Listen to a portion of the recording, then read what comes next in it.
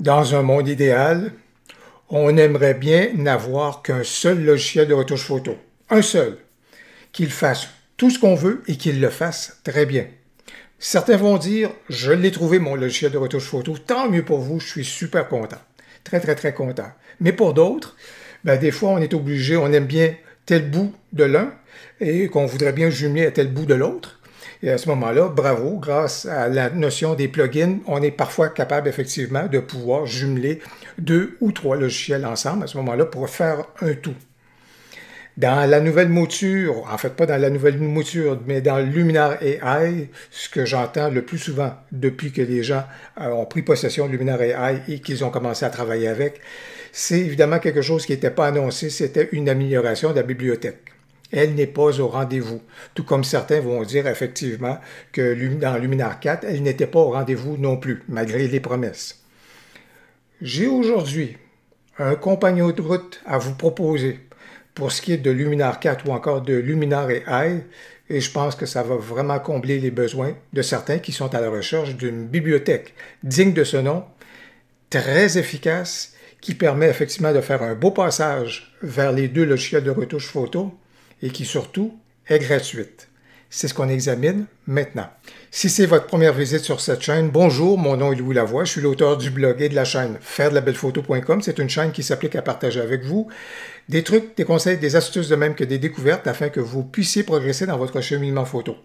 Si vous aimez des vidéos comme celle-ci, n'hésitez donc pas à cliquer sur j'aime, n'hésitez surtout pas à vous abonner. Je vois que vous vous intéressez à Luminar AI ou encore Luminar 4, ça tombe bien, j'ai plusieurs vidéos sur le sujet. J'ai aujourd'hui un compagnon de route qui pourrait être très intéressant et qu'on peut jumeler facilement à ce moment-là à Luminar 4 et à Luminar AI si on veut qu'il y ait à ce moment-là une bonne bibliothèque, comme je le disais, performante, avec tout ce qu'on s'attend d'une bibliothèque et qui est à l'image donc de Lightroom. Et en l'occurrence, ce que je vous propose, c'est qu'on puisse explorer Adobe Bridge comme étant une bibliothèque à partir de laquelle, à ce moment-là, on est capable d'en faire notre port d'attache et par la suite envoyer nos photos pour être traitées à ce moment-là et faire la retouche photo dans Luminar 4 ou encore Luminar AI. Je pense que c'est un beau compagnon de route à explorer et d'autant plus qu'Adobe Bridge, on est capable de pouvoir l'installer sur notre poste de travail gratuitement. Et autant pour la version, autant pour la plateforme Windows que pour la plateforme Mac. Alors, ce que je vous propose, c'est qu'on puisse l'examiner cela maintenant. Si je fais un survol des principales fonctions qu'on apprécie bien dans Bridge, bien entendu, on cherche des fonctions qui vont nous permettre de classer nos photos. Alors, certains apprécient beaucoup le fait de pouvoir avoir recours à des étoiles à ce moment-là pour faire un classement au niveau de leurs photos. Il y en a qui aiment bien pouvoir recourir à des étiquettes de couleurs pour classer les photos, pour faire le tri. Il y en a d'autres également qui aiment bien pouvoir avoir recours à des mots-clés. Alors, comme vous pouvez le constater, dans la mesure du possible, donc Bridge a récupéré des mots-clés que j'avais dans ma bibliothèque de Lightroom et les a donc reconnus et les a donc appliqués à certaines des photos. Alors, voilà donc qui est très bien. Comment parvient-on à prendre nos photos qui sont dans Adobe Bridge et les envoyer vers nos logiciels de retouche photo préférés, en l'occurrence dans ce cas ici peut-être Luminar 4 ou encore Luminar AI, voire même Aurora HDR. Je vais vous montrer la façon d'y arriver, mais ce qui est super intéressant et super créatif, c'est que ça peut se modeler selon votre processus de retouche photo, selon vos préférences, selon la séquence que vous voulez bien. Il n'y a pas de chemin unique, il n'y a pas de chemin obligé. Vraiment, vous êtes capable de configurer ça selon la façon que vous voulez bien le faire. Alors, je vous montre de quelle façon on est capable justement de pouvoir créer la chose. C'est qu'on vient travailler au niveau de l'association de type de fichiers. Alors, ça veut donc dire que si, par exemple, vous travaillez avec un format RAW de Canon, en l'occurrence, juste ici, par exemple, le format RAW, toutes les générations confondues, on vient lui dire par défaut, Bridge veut envoyer le tout vers Adobe Photoshop, mais on peut arriver puis lui dire, on va parcourir à ce moment-là notre ordinateur pour venir lui dire, généralement, donc, je voudrais ouvrir et travailler mes formats RAW. Admettons, je vais lui dire dans ce cas ici, tiens, je vais lui dire que je veux que ce soit, les RAW soient pris en charge par Luminar 4. Admettons. Je peux continuer également. Si j'arrive au niveau, par exemple, je parlais du format Fuji, il y a quelques instants, ben, je suis capable, que ce soit par exemple, ça peut être, vous avez des trucs pour Olympus, etc. Mais si je regarde ici au niveau des formats RAW de Fuji, ben, je peux très bien arriver puis faire la même association et lui dire, effectivement, je veux d'abord initialement sauvegarder le tout ou ouvrir le tout avec Luminar 4. Supposons que dans Luminar 4, après que j'ai fait ça, je veux poursuivre mon traitement et l'envoyer en direction, par exemple, de Luminar AI. Supposons, vraiment tous les chemins, le chemin peut être vraiment ce que vous voulez.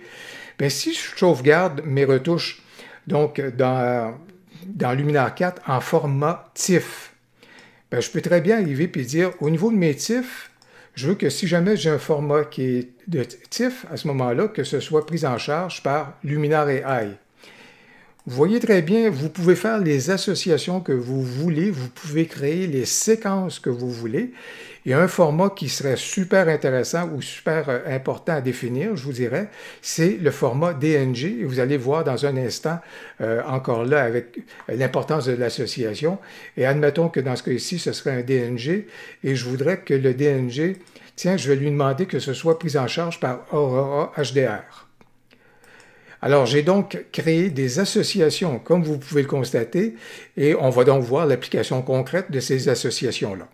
Alors, si on regarde le tout concrètement à la lueur des associations de fichiers que je viens juste de faire, si je clique sur cette photo-ci, donc qui est un format RAW Fuji, on le sait qu'à ce moment-là, je demande que ce soit Luminar 4 à ce moment-là qui entre en action, comme vous pouvez le constater. Donc, la photo va s'ouvrir dans Luminar 4. Si je voulais poursuivre le traitement de cette photo-là, de Luminar 4 et l'envoyer donc vers Luminar AI, je sais que le format TIFF est associé donc à Luminar AI. Voilà donc, une fois que j'aurai terminé la retouche photo, je pourrais exporter cette photo-ci donc en format TIFF. Elle va revenir dans Bridge et je sais que je vais être en mesure donc de poursuivre la chose dans Luminar AI. Bien entendu, si jamais on veut changer la séquence des opérations de notre processus de retouche photo, on peut toujours le faire, revenir dans nos préférences et là, créer des associations de types de fichiers qui vont être différentes selon ce qu'on veut. Ou encore, il peut arriver de façon ad hoc à ce qu'on vient de dire, bien, le format RAW juste ici, plutôt que ce soit Luminar 4 qui le traite, je veux basculer du côté de Luminar AI et là, on pourra tout simplement changer donc l'association pour notre format RAW en fonction de Luminar AI. Autre élément que vous avez pu voir tout à l'heure, quelque chose d'extrêmement intéressant, juste ici, mon format RAW, si je veux, je peux aussi lui dire que je veux exporter le tout au format, donc exporter au format DNG. Alors, ça a été le cas, j'ai créé donc un format DNG de cette photo-ci, qu'on retrouve juste ici, et tout à l'heure, j'ai associé le format DNG à Aurora HDR. Parce que dans la séquence, c'est le type de photo peut-être qu'il serait intéressant qu'elle puisse avoir un léger processus de retouche HDR avant de poursuivre le traitement donc dans d'autres logiciels de retouche photo. Alors dans ce cas ici, je vais tout simplement donc double-cliquer, mon format DNG est associé à Aurora HDR et comme vous pouvez le constater à ce moment-là, ma photo est en direction donc de ce logiciel-là pour avoir un premier traitement initial pour ensuite que je puisse poursuivre le traitement avec un autre logiciel de mon choix par la suite. Je vous ai donc présenté une façon, une hypothèse en ce qui a trait à la séquence des opérations pour ce qui est de la retouche de vos photos à partir de Bridge, mais bien entendu, comme vous avez pu le constater, vous êtes capable de mettre ça à votre main, à votre convenance. Vous allez retrouver dans le descriptif de la vidéo un ou plusieurs liens pour vous mener vers le téléchargement donc d'Adobe Bridge et que vous serez donc en mesure d'explorer à votre guise.